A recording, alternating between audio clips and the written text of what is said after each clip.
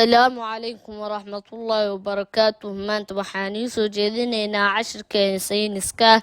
Halkee ayaa jeermiska laga helaa? Jeermiska waxaa laga helaa meel kasta oo dunida ka mid ah.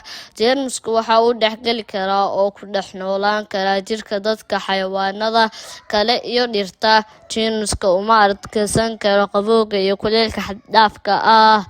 Sidee buu jeermiska cudurrada u dhalin karaa? Siyaabo badan ayuu jeermiska cudurro u dhalin karaa oo loo kala qaadi karaa, waxaana ka mid ah: 1.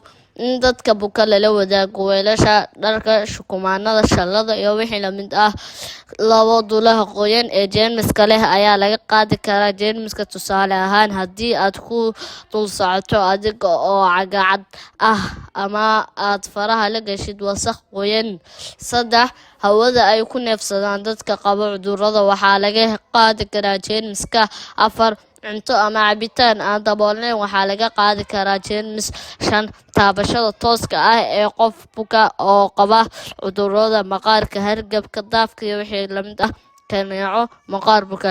Kaneecadu waxay gudbisaa dulinka keena malaariyada waana la isqaadsiiyaa.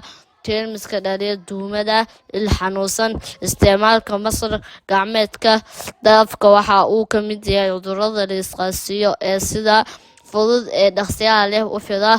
Masar ama maro nadiif isticmaal marka aad indhaha tirtirayso ama nadiifinayso. barqadi ninkii baar fariisto beeniyo sheeka baafinayo barqadi ninkii baar fariisto beeniyo sheeka baafinayo gajiyo bakhtiyo basaasto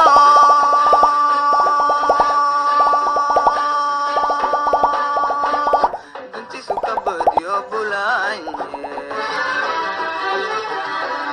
bartaan waxbartaan